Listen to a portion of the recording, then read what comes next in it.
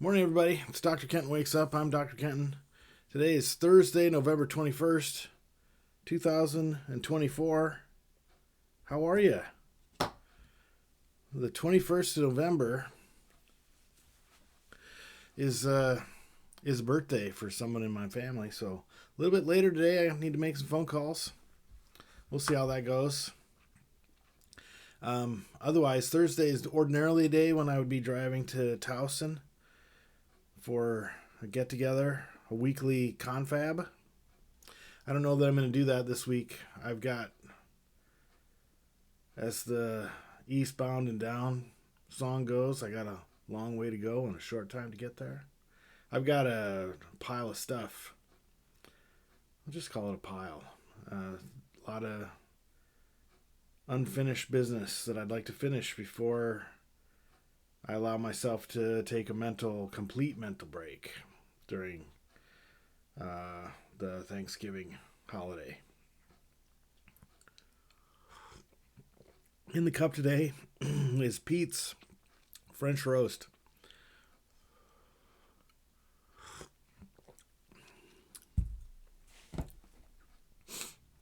You can tell. I didn't measure how much coffee I put in the brewer today, and I can tell that I didn't put enough. It looked like the pile was the same size as always. You know, when you do this thing every day, I make a pot of coffee every day.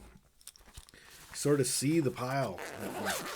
Start with the measuring cup. You put in I use a half a cup of grounds for the amount of servings of water. You can do your own ratio. But I put in half a cup of grounds, and it makes a pile that looks a certain way. And each day you see the pile and you say, okay, I understand how big that is, and just go on, day after day after day. Today, in the moment that I wanted to put the grounds in the basket, I didn't see the half cup measuring cup, so I just said, you know what, I've seen the pile dozens of days in a row. I think I know what a pile of half ground coffee looks like in this configuration. I was wrong. Put too little. So anyway, today's Thursday. I don't think I'm going to go to Towson, like I said. The weather outside, it's not frightful just yet. So, and it's against the law to talk about, to sing, to perform, to listen to Christmas music until after Thanksgiving. Please and thank you. Oh, coffee tastes especially good today. So there's a sting in the chill outside. It's not particularly cold. It's 50.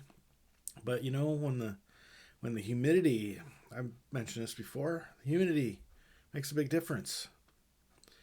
If it's 50 degrees and like, I don't know, 50% humidity, it feels decent. Light jacket weather. Layer up. I've got a t-shirt, as you can see, and this is the heaviest cotton flannel that I've got, and a hat.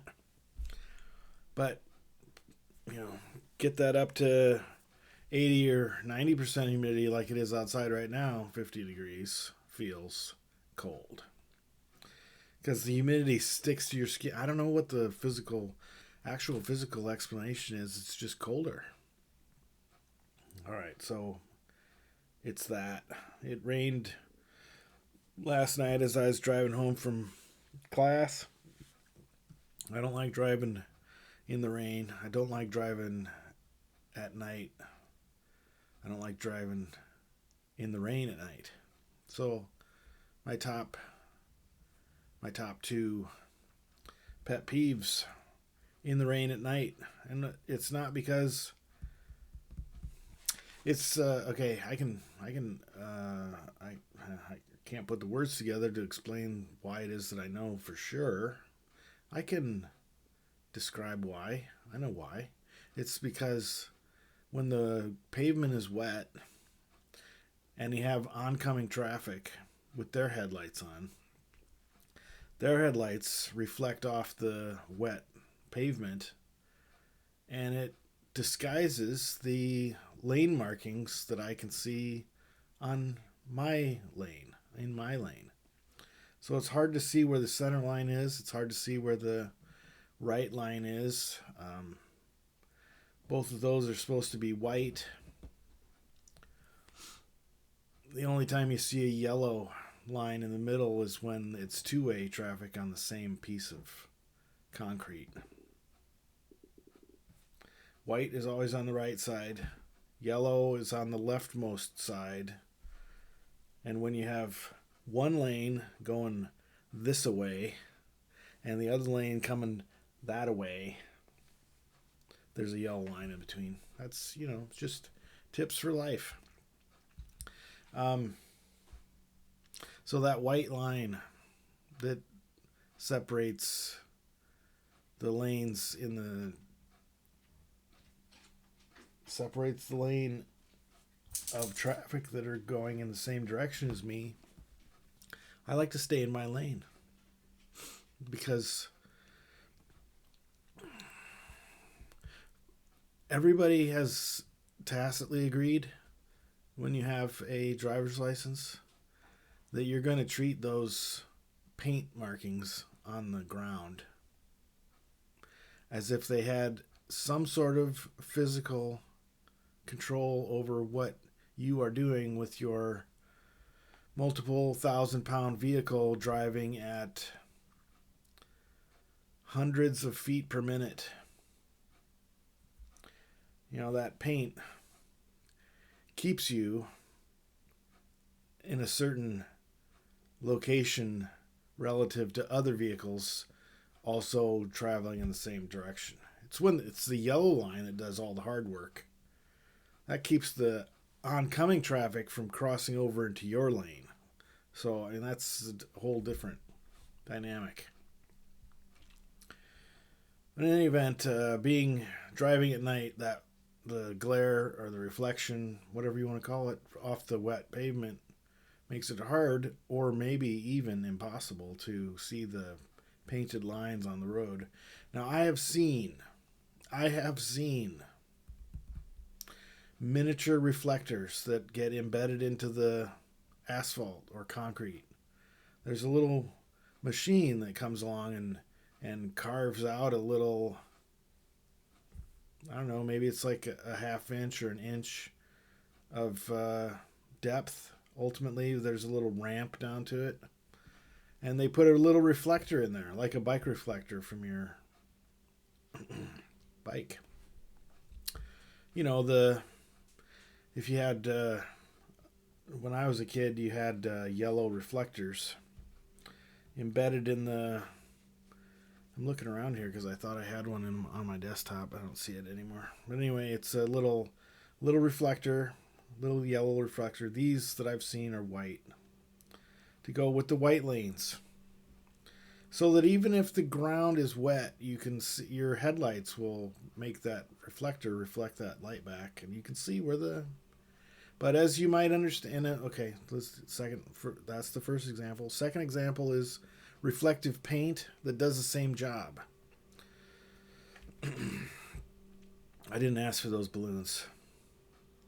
The reflective paint does the same job as that little reflector that gets injected, embedded, placed, inserted, installed into the concrete. The reflective paint does a similar job, and I've got some examples of that in the road outside my house.